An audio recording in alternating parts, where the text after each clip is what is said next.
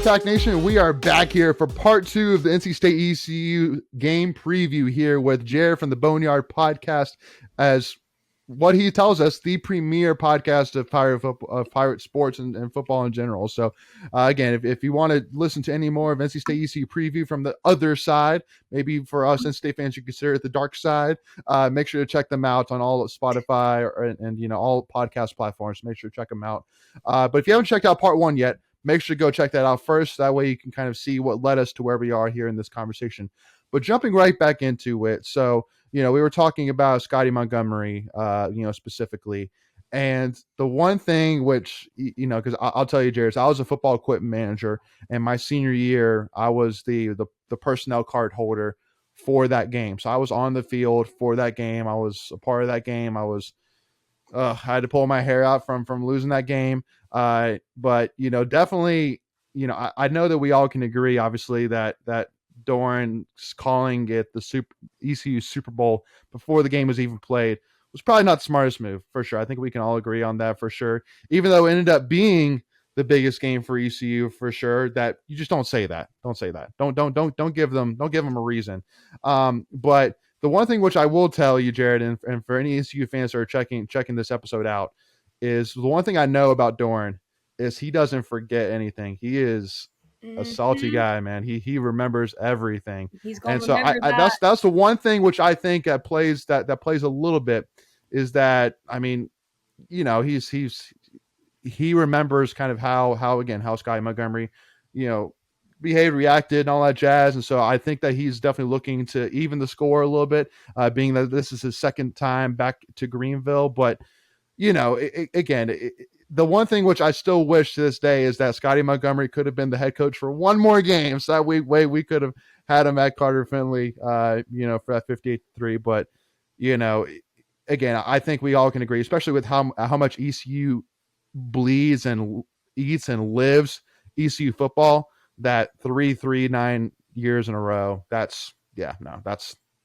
We can't go any further after that. So, kind of tell me a little bit more, because I think we can all agree that, that obviously letting go of Ruffin McNeil, and because from what I heard, and let me know if I'm incorrect on this, but basically from what my recollection is the main reason why they got rid of Ruffin McNeil was because he wasn't very good in front of the camera. He just wasn't very good, in terms of communicating per se. Can you kind of expand on that? Like, what did you hear in terms of the reason why they decided to move on? Yeah, that's not exactly the reason that I heard. Okay. There's a couple of things that I've heard. Okay. One was that he kept asking for more money for his assistants, and that administration wasn't willing to do that. And they didn't like how he was asking for that. I mean, especially after Lincoln Riley left, they wanted to keep Lincoln Riley, but Lincoln Riley, as we all know now, deserved more money. So that's one of the reasons. I also know that, like, there's talks about his recruiting. As I mentioned earlier, look, I love Ruff. I think that he put together some great teams. He was able to get those teams fired up and get the fan base fired up. So I don't really think it was the way that he presented himself or anything like that. I think that they were wanting to, because this was at the kind of the beginning of the Power Five versus the Group of Five. They were wanting to kind of get out ahead. I mean, looking back at the 2014 season, there was a poll from FBS coaches who said ECU is the number 1 team that should be a Power 5 team in the Group of 5. I mean, that was just back in 2014. So they were wanting the program to be run like a Power 5 program, but weren't willing to give the money that a Power 5 program gets. And now, I mean, ECU still doesn't have an indoor practice facility. Now that's really changing. That they're working on that. But this is a whole new, I mean, from the chancellor to the athletic director, this is a whole new regime at ECU. The only person left, coaching wise or anything, I mean, Donnie Kirkpatrick was there at points during that old regime, but The only person left is Cliff Godwin, the baseball coach, and he's definitely earned his spot and earned his keep. He's an ECU alum, but I think that was the biggest thing for them was we want to look like a Power 5 program, but Ruffin McNeil didn't look like a Power 5 coach and didn't recruit like a Power 5 coach because he built relationships. Yeah. Rather than just saying, "Hey, I'm gonna put you out here and we're gonna be a top 25 team every year." He built relationships. His two best recruits had a total of 3 offers, or a total of 2 offers. Really? Actually, yeah. I mean, Zay Jones didn't really have any offers coming out of college. Justin Hardy didn't have any offers coming out of college. Shane Carden had 1 offer other than ECU, and it was at Eastern Michigan. And Shane Carden is from Houston, Texas. Shane Carden, friend of the podcast, look, he said on our podcast, he was like, "Look, I wasn't going to Eastern Michigan. I don't want to go live in Michigan when I'm from Texas." Right. So now funny enough, he lives in Idaho. But yeah, so Ruffin McNeil wasn't known for getting 3-4-star recruits. Right. A lot of his recruits were guys that were 2 stars or no stars, and ECU wanted to be competitive and knew that to get there, they needed to be getting better recruits. That makes sense. Yeah, no, all that makes sense. Go ahead, Macon. Yeah, I was going to say, so I feel like we've talked about Scotty Montgomery a lot here, and that's really interesting to know. But I'm kind of want to get back to this season a little bit, and so I'm going to start with a couple questions here. But the first one I'm going to let you answer, is you've already touched on it a little bit, but this season, what is the strength of ECU's team this year? Where would you say is the best parts of ECU football this year? I mean, I've got to say the offense. I mean, our defensive line is decent. Our defense isn't anywhere near as good as State's right now. I mean, State has last time I checked, I think they're a top 10 defense in the country, and they have been for the last 2 or 3 years. That's a good defense. Now, ECU's offense, I mean, you got a 5th-year starter, Hole Nailers at quarterback. Look, CJ Johnson, dude's a stud. He ran into some trouble, got suspended for much of the preseason, and was recently reinstated into the program going into fall camp. So, I mean, he's been there all through fall camp. He was Hole Nailers. I don't know if y'all know this. He was Hole Nailers' #1 receiver in high school. He's a Greenville kid. So you got that. You got Isaiah Winstead coming in. You got Josiah Hatfield also at wide receiver. And then I've already talked about the 2-headed monster in the running back room. And like I said, the one group that I was really looking for to improve was our offensive line. And Coach Houston, Donnie Kirkpatrick, Coach Shankweiler, they all did that. They all went out and improved that offensive line to give Holden some more time. That was the thing we saw last year. He didn't have time to make a read. I mean, he was trying to just get the ball out before he got put on his butt. Sure. I think that's going to be the biggest key. But you've got a lot of guys. Isaiah Winstead transferred in from Toledo. I mean, this guy was getting looks from Power 5 schools and decided to come to ECU to continue his career. And I mean, he was a pretty good receiver at Toledo in the MAC. Yeah. So having said that, then if you're an opposing team, how would you think is the best way to attack ECU then? Where do you think is a weak spot for ECU? I guess you kind of alluded to the defense you feel like is the weak spot for ECU this season? Look, the secondary is young. I mean, you lose both your starting cornerbacks from last year. Look, now, I mean, you've got a senior playing cornerback who's been in the program for 4 years now, but the skill there, it has dropped off. Look, I've said it. A lot of people probably disagree with me. Everybody talks about Sauce Gardner being the top cornerback in the American last year. There was a cornerback that had more interceptions, more pass breakups than he did in our conference. And he played for ECU. His name was Jaquan McMillan. Went undrafted somehow. Had a pick six. So you're losing that. You also lose a starting safety in Warren Saba, another really good friend of the podcast. So yeah, that's probably the weakest point.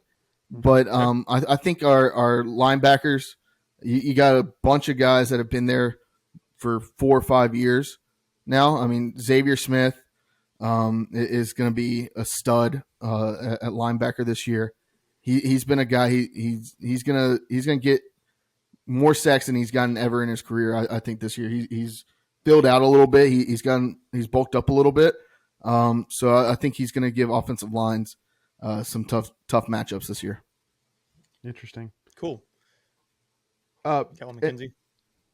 I was just going to ask, because obviously I feel like our defense is the big part of our football team right now. So how do you think your offense stands up against our defense? Look, y'all have, if our offensive line, and this is something Artie, my co-host, and I say all the time on the podcast, look, you can bend. You just can't break. And looking at this game, that's where I think this game is going to be won or lost, is in the trenches. I mean, you look at the defensive line from NC State, if they give, which they can, if they give ECU nightmares, then it's going to be a long day for the Pirates. But if ECU can find a way and game plan around that defensive line, they've got enough weapons that they can really make some noise and turn this thing into an offensive showdown. Well, because the one thing too, which I wanted to bring up, and and again, because this is kind of what I'm thinking, is that one of the things which I saw or I researched and found was that when you looked at the last year's starting offensive line, one guy that actually had one of the lowest pass protection grades was the center. And as far as I know, he still is ECU center heading into this year. And so one of the things which I think about is obviously with us having a 3-3-5 defense, and the fact that, specifically our starting nose tackle being Corey Durden, who was a 5-year starter, came from Florida State, was a 4-star recruit, and had a second team All ACC year last year, looking to have a first team All ACC performance this year. Do you see that, as a big issue in the fact that, because I think we all can agree that if you can break the pocket right through the middle, that plays in the defense's favor, because that causes somebody, especially like Holton, who likes to run, to scramble, to get out of the pocket, which, that I don't necessarily know if that's necessarily what you want him to do necessarily per se, because he's not Lamar Jackson. He's not going to outrun you, on the edge. He's a guy that runs kind of as a last second option. But that's kind of one thing which I think of, not necessarily to poke a hole, but just basically like, that's my kind of thought in terms of maybe where a weakness could be, if Corey Durden and our nose tackles can do well and break up that middle. Yeah, Avery Jones, he's going to be the center this year. Okay. He played a couple games at center last year. He didn't play too much at center. One of those games was against Cincinnati, and we all know Cincinnati had a top 10 defense in the country last year. Oh, yeah. If I remember correctly, Fernando Fry played most of the snaps at center, and he ended up being injured and finishing his career at ECU after being injured last year.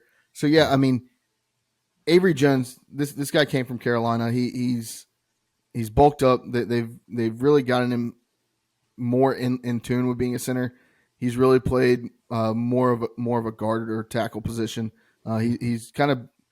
I talked to him when he came here, and he said, "Look, I can play anywhere on the offensive line." Yeah. He said the one place that I haven't really played is center, and then now he's had a full off season to play and practice at center. I think that I'm not as concerned as I would be last year late in the season. Cool. Yeah. And let me ask you one other thing too, because you mentioned during the last part, actually at the beginning of when we started this whole interview or discussion, you were saying that this can be considered a trap game per se. So I'm curious, because like my definition typically of a trap game is typically a game that you can look past in order to look to a game following it or whatever it may be. Like, for example, if like we're to play Clemson next week or after ECU, then yeah, maybe ECU can be a trap game because we're like, yeah, we're going to take care of ECU now, and then we're going to focus on Clemson per se. But all our team is thinking about right now, all ECU is thinking about right now is NC State. All NC State is thinking about right now is ECU. And that's all we've been thinking about this offseason, and especially too with us being such a senior team. I mean, again, like three of our starters are 3-year captains. To kind of go back to it. So, and they have expectations coming into this season. So they know that it's got to be a one game at a time thing. Make and go. Yeah. And I'm going to add to your point late in there too, and you can go on, but I also know that NC State, the way NC State's season ended too. Yeah. I think that plays a big factor into this because State had a chance to get that 10-win season. You could even debate that they had 10 wins because the other team forfeited. So that's how it should go down. They got the trophy. I personally don't look at it like that. I feel like you should just be like, you got to go on the field and win it. Sure. But I also know that ECU did not get to play in their bowl game. Yeah. So, but they were for different reasons, so to speak. Or the way they went about were totally two different situations. So I guess I just want to add that characteristic there. I think that that both teams are looking forward to this. I could see this totally being a trap game. I mean, there's tons of history here that shows that NC State could totally fall flat on their face. And week 1 upsets are not uncommon. That's the thing. And look, you see it all the time. Every single year there's a team that is ranked highly, and they're a good team, but they're ranked highly, and they come in and they play a formidable opponent week 1 and get beat. And sometimes that happens when they're even playing at home. Don't put that voodoo on us. Don't put that voodoo on us. I'm just saying. I'm serious. Look, Megan's the one that started the thought. I'm kidding, Wolfpack Nation. True. Hey, True. I'll give you my prediction here in a little bit if you want me to. Well, go at it, Megan. We just don't want to be that UNC because I think we both can agree that UNC was that team last year. But go ahead. Can I just say, and look, I know I don't reach many people that like the ACC and watch the ACC and care for it. I said last year, you can go back. It's on one of our podcasts. I made 2 statements. There were 2 statements that I made, and I don't think anybody really in college football were making these 2 statements other than myself. Okay. One of them, Carolina, I said it before the season, Carolina is the most overrated college football team in all of college football last year. I said number 2, Sam Howell, the most overrated quarterback in college football going into last season. Yeah. And I called both of those. I called my shot, both of those, before the season. And guess what? There wasn't many people saying that, but I did. Okay. Before we continue, I want to take a quick second to tell you about our sponsor, Flatlands Jessup Insurance Group, that has your whole world covered, with agents in 5 offices throughout Eastern North Carolina to help you decide how much coverage you need. Offering policies for home and auto, recreational vehicles, commercial, crop, health, life, and employee benefits. They are able to combine options to find a comprehensive solution that works for you. Flatlands Jessup protects the things you love so you can spend less time wearing and more time enjoying them. Find them on Facebook and Instagram at Flatlands Jessup. You can also visit their webpage at www.flatlandsjessup.com. So please make sure to go and check them out. Okay. Well, and we don't necessarily want this to be a Sam Howell debate per se, but I'm like, yeah, we got Devin Leary. I don't know. See, Sam Howell, the only reason why UNC won 6 games was because of Sam Howell. Like, he literally carried the team on his back. The only reason they beat ECU, only reason they beat Wake Forest is because of Sam Howell, but now I'd agree with you. And Macon said this before last season too, saying, how can you lose your 2 starting wide receivers and your 2 starting running backs, but then get ranked preseason in the top 10? It doesn't make sense. No team in the country can do that unless you're Alabama, Ohio State, or Georgia. So right. Particularly at running back, You lose 2 1,000-yard rushers, and then you're better. You're all of a sudden. Exactly. So yeah. I mean, they did replace that running back from Tennessee. I've already forgot his name, but this is not a UNC podcast. No. Podcast. No. But I get it. Yes. So go ahead. Well, and so kind of getting, because I think that has to play into the team's mindset a little bit too, is the fact that we are basically in the position that UNC was last season, minus the fact that we have, I think you kind of agreed to it as well already, that we at least have some reason for the hype, but we all agree that UNC didn't have the reason for the hype. Right. But go ahead, Jared. Let me say one more thing too.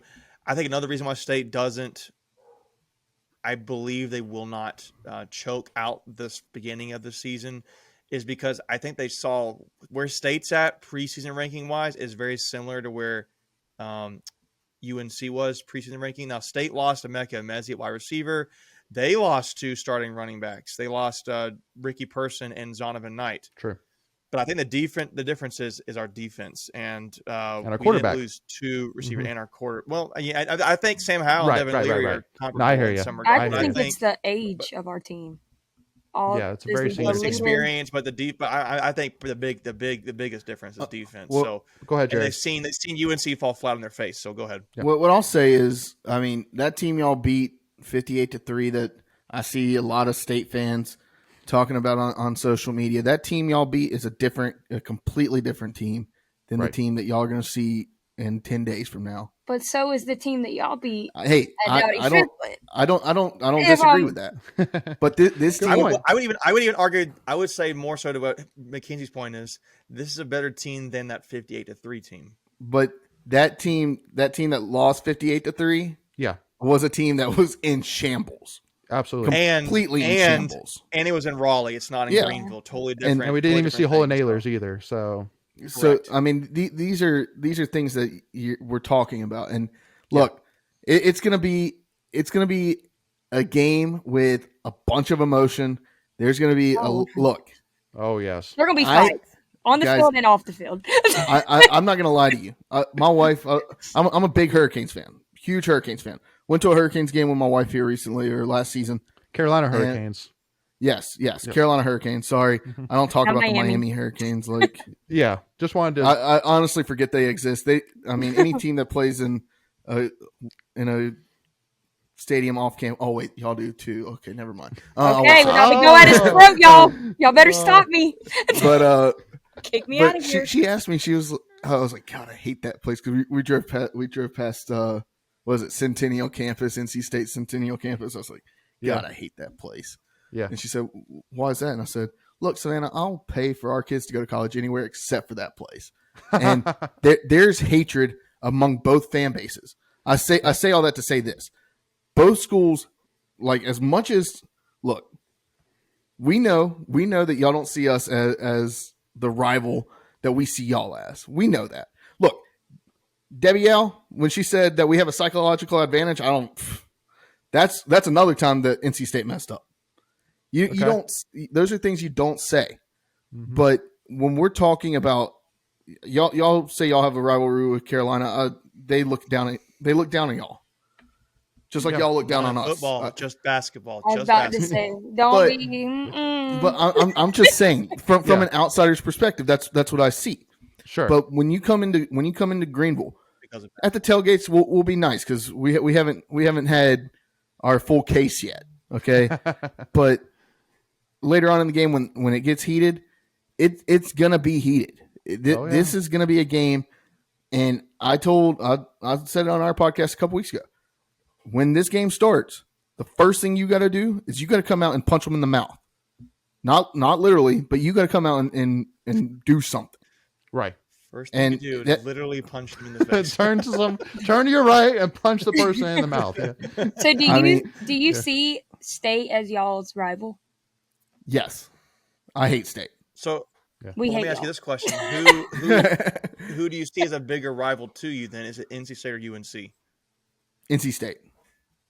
Really? Why though? Is it close? Is it even close? Because we play you guys once every 3 years. I don't know how often you guys play UNC. Yeah.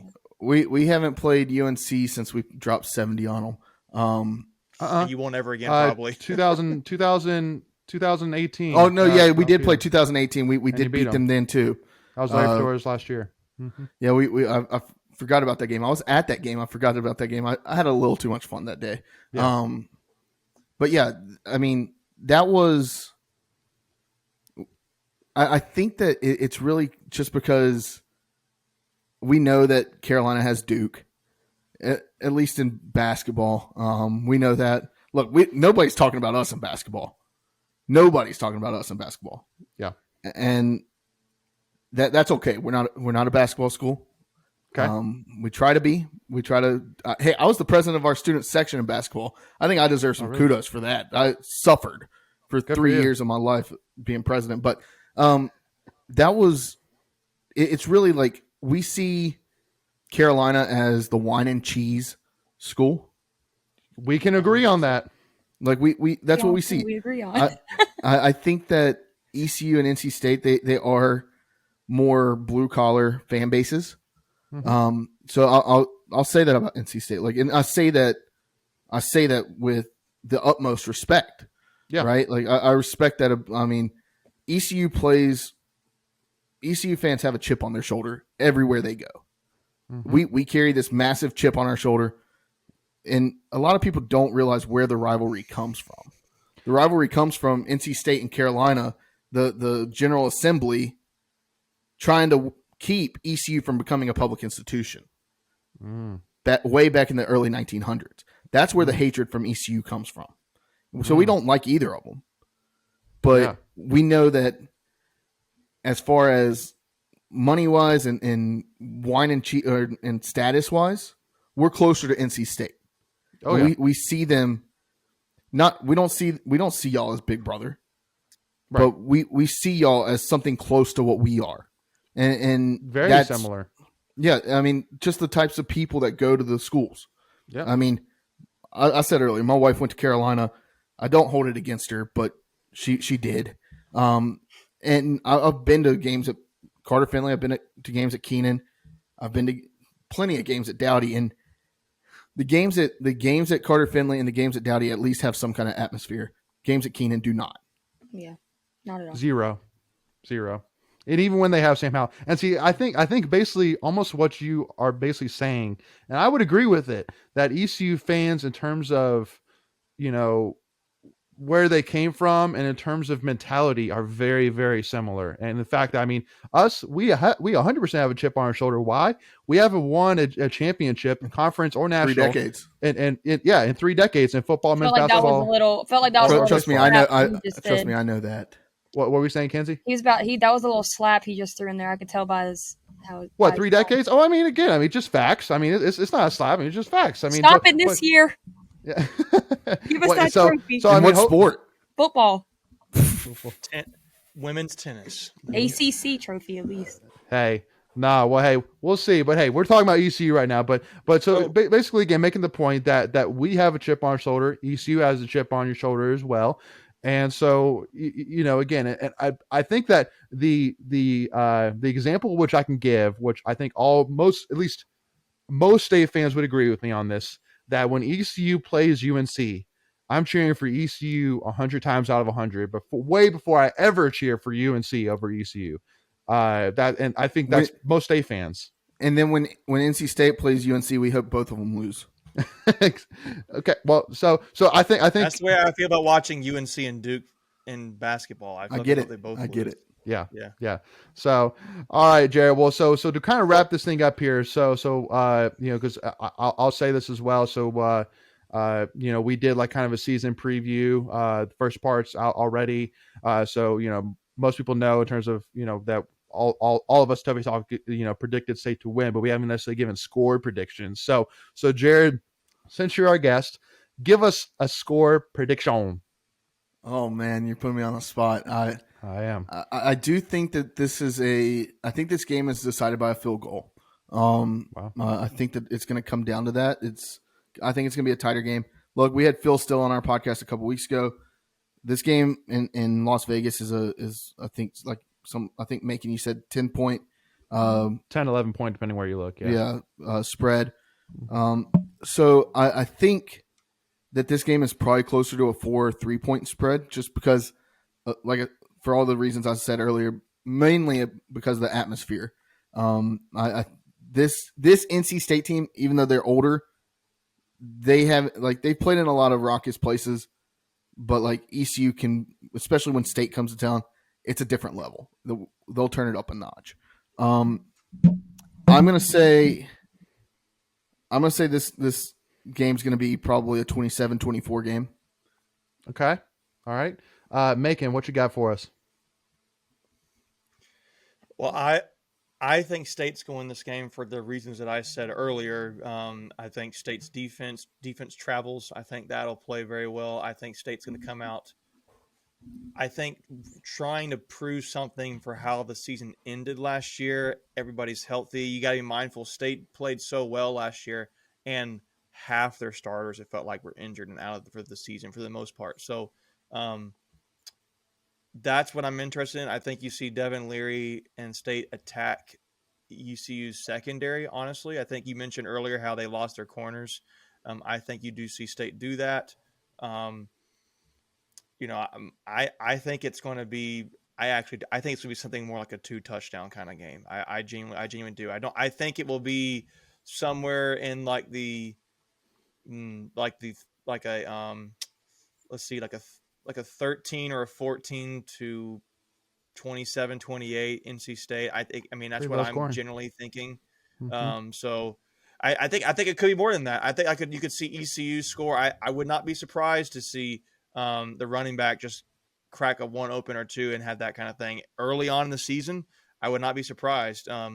But that's my thought. I think it's going to be NC State in the 30-ish range and ECU somewhere around that 14-ish range is what I think. Okay. Kenzie, what you got for us?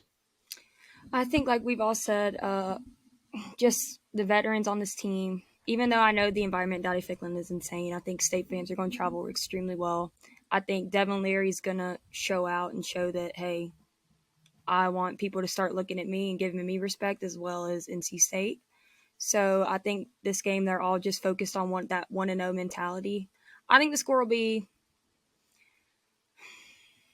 31-13. Wow. Oh, Okay. wow. See, I'm gonna be all right, Jared. Don't worry. I know you're scratching your head a little bit in terms of so I'm actually gonna be the closest spread, but it may not be as close of a spread as you would maybe like. But because the one thing which I'll mention as well is that you kind of mentioned how Ruffin McNeil is a part of our staff now. He's basically an assistant to Coach Doeren, and being his right hand man. And so to me, I feel like that one big piece that's going to play into this is the fact that, our players, just like ECU's players did, they fall in love with Ruffin McNeil, because how can you not love Ruffin McNeil? He is one of the greatest Fans love him. men that, I've ever seen, for sure. And I think all ECU fans would 100% agree with me on that.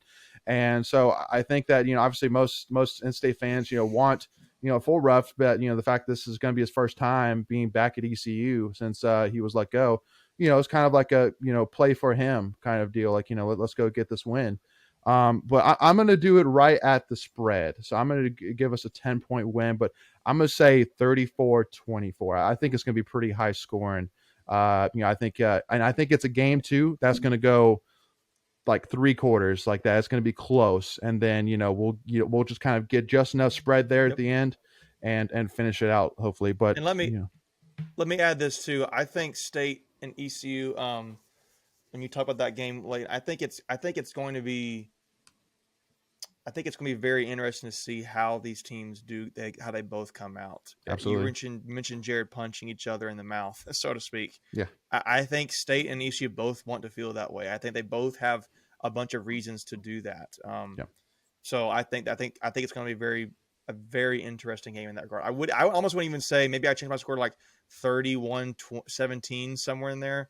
But I think it's going to be, I don't know. I think it's going to be a very good game. I will tell you this too. I think State fans view this season as a litmus test for the rest of the season, because use this game as a litmus test. Yeah. This game is a litmus test, because it's like how we handled this game, I think will be telling, assuming everybody stays healthy, how the season could play out. If State loses to ECU, I don't think State fans are going to be confident at all. I think, and I don't put it past State. I think they could. I think the point you made is a pretty good one, Leighton. I didn't think about the Ruffin McNeil factor, playing for Ruffin McNeil going back to ECU, but yeah. To that factor though, Ruffin McNeil last year was inducted into the ECU Hall of Fame. Absolutely, and rightfully so. And yes, I'm not saying there's bad blood there. I think there was a little bit, but I think there is a factor of. And like I said earlier, Ruffin, that whole regime, all of that is gone. Yeah, ECU fans love Ruffin McNeil. Yeah. Ruffin McNeil knows that. He's opened up time to ECU media for media availability on Friday. Oh, really? Cool. Yeah, he's having a press conference with ECU on Friday at 11 a.m. So awesome. yeah, I mean that's I don't think that the bad blood is there as much as it used to be. Right. But I could see that. Well, and keep in mind too, I'm not necessarily saying it's because of bad blood, but just because of the fact that now Ruffin McNeil is wearing red and he's heading back to the old place. I know. But I'll tell you, Jared, the one thing which I know from watching you sit here while we talk about, how NC State's going to win, is that no matter what, whoever wins this game is going to be celebrated like there's no tomorrow, and whoever loses is going to be crying all the way back home. I'm not crying. I'm throwing hands. Jeez. to our team. I really hope she's not in the press box. To our team. I'm going home with Go ahead, Jared. Go ahead. Now, before we wrap up, I do want to ask y'all a question. And I know, Mackenzie, you've been to ECU. Leighton, you said you've been to ECU. Macon, I'm guessing maybe. I've never been. You've never been? Oh, no. All right. No. So, Mackenzie, Leighton, let me ask, have y'all been to Sup Dogs? Of course. No. Well, hold on. You asked if I've been to a game? No. Have I been to ECU and been to Sup Dogs? Yes. Okay. So the question we ask all of our guests on the podcast is this. It's the toughest question we ask any of our guests. What is your Sup Dogs order? So if you come to Sup Dogs, what are you getting? I change mine all the time. I don't know what the numbers are. If it's like give me a number 2 or no. You can give me like what if I'm for real. If I'm there. If I'm going to I don't know. I don't know if you're going to judge me. I would get 2 hot dogs. I'd get mustard, ketchup, onion relishes on my hot dogs. What I'd get, and I might get a third one that has mustard, ketchup, slaw, and chili. Okay. Well, and it's funny for me. I'm actually having to bring up the menu just to remind myself because it's been so long. Like the menu's funny. And I will say I got to have a cold Coca-Cola with it or Pepsi or something whenever they got there. Yeah. Okay. So now the one chili thing dog easily. Yeah. No. Well, and for me again, I'm a guy that I love a hot dog with everything. Like that's why I'm all about. So whatever that is at Sup Dogs, that's probably what I'm getting. So I mean, because I feel like especially with a name like Sup Dogs, I feel like you can't go to Sup Dogs and not get a hot dog. At least that's kind of where my head's at. It's like going to Waffle House and ordering a prime rib. What are you getting on your hot dog? Whatever has the most on it. That's what I'm saying. Whatever has everything. That's. They got hot dogs with pickles on them. They got hot dogs with everything you could ask for, onion rings and Leighton's pineapples. Like, put it on there. Yeah. And they I don't know all the names for all of them, but yeah. If you go, try the cheesy bacon delight, double the dog. Okay. Bacon cheese fries, orange sup crush, and you can thank me later. That's the right. Well, my closing question was going to be, where is the best place to eat on campus if you're there visiting? And it's Sup Dogs. That sounds like yeah. Sup Dogs. I mean, it's a 10-minute walk to the stadium from Sup Dogs. There's also a bus that picks up from Sup Dogs that goes to the game. Mm-hmm. I'm pretty sure they're still doing that. Cool. But the Sup Dogs is the place to be after downtown. So, I mean, after, if y'all are staying the night in Greenville that night, I don't know if y'all are, but if you are, hit some of the bars, go have a nice beverage, and then around 2 a.m., 3 a.m., you walk into the Sup Dogs and you get whatever you want. But Sup Crushes, they are the best. Good deal.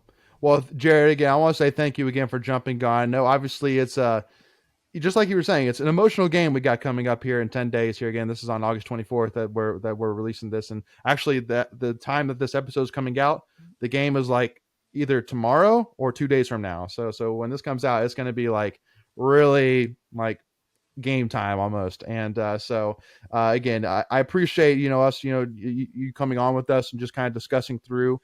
And, either way, again, I think that, I can tell you once and for all that there's no doubt I see ECU as a rival. Again, I mean, obviously thinking through this game, I'm like, man, this is a huge game, not only just for what it means, but just the fact that it's ECU versus NC State. So, again, looking forward to this game. But, again, thanks, Jared, for coming on. Go ahead. Can I make one request? And y'all know what the victory barrel is, right? Sure. Yeah. Can we bring I that don't. back? Can we bring I the don't know victory what barrel that back? It's a Go ahead, barrel that has the scores of each ECU NC State game Yeah, it's like the Clemson engraved State, on it. the Textile Bowl, kind of. Yeah. Oh, Yeah. well then, yeah, 100%. But that would imply that ECU and NC State are wanting to play each other often. Yeah. Which And we should. I think which we should. I agree. I mean, State doesn't play Duke ever, so I mean that's about to change. But like, I like trophies. I think there should be a trophy for NC State UNC game. Personally, that one's one of the better rivalries. I would say recently in college football, and there's nothing. UNC and Duke has a trophy. They have a bell thing, and it's Bell. that's a little silly. But the barrel sounds cool to me. Yeah. I just want let's to do give it. a shout out to Jared for being a rival in high school and now a rival in college. Because Thank you, Mackenzie. both Always. of Shout my out. schools come out superior. Oh, we'll see about that. All right. Well, again, All Jared, right. appreciate you coming on, brother. Thank you so much. And again, make sure Wolfpack Nation, if you're wanting to get some last minute, preview of the State ECU game from the other side, make sure again to go check out the Boneyard Podcast on all of your podcast platforms, and make sure to check them out. And also too from our end, anything else, Jared? Actually, before I do our plugs, anything else plug on your end? Yeah, I mean, if you want to shoot us a follow, we're just under 2,000 followers right now. I think we're literally sitting at 1975. So shoot us a follow. Go behind enemy lines every now and then and see what we have to say, because we do things a little bit differently. If you like Barstool, I don't know if y'all do, but that's kind of how we shape our interviews with our guests. We talk to a lot of players, a lot of personalities around ECU who and get behind and get into their minds. I mean, we just had our punter and long snapper on earlier this week. That dude's 30 years old? Yeah, and he's from Australia. That's crazy. I saw that. I was like, that's crazy. So, I mean, first question I asked him was, what's your opinion on Foster's? He said he hated it. But yeah, that's kind of what we do. We keep it light. We keep it fun, kind of like what we've done here. So yeah, check us out. Follow us on Instagram, Twitter, at Boneyard Podcast. That's all I got. Great. Well, and again, from our end, obviously, if you haven't already, again, hit that subscribe button and hit that notification bell, which is free to do, and to make sure that you're notified that whenever we release any new NC State content, whenever we go live with any of our live streams, our vlogs, you name it, you don't miss out on any of it. And obviously, too, make sure to check out channel memberships as well. For as little $1.99 a month, you get a ton of exclusive Tuffy Talk content. You said $2 a month, Leighton? Only $2 a month, so it's $24 a year. I mean, $2 a month. I think we all can afford that. So, and again, but with that, you get a ton of exclusive content. And also, to give us a follow, Tuffy Talk now on Twitter, Instagram. And if you think NC State is going to beat ECU, hit that like button. But as always, go back, y'all. We'll see y'all soon.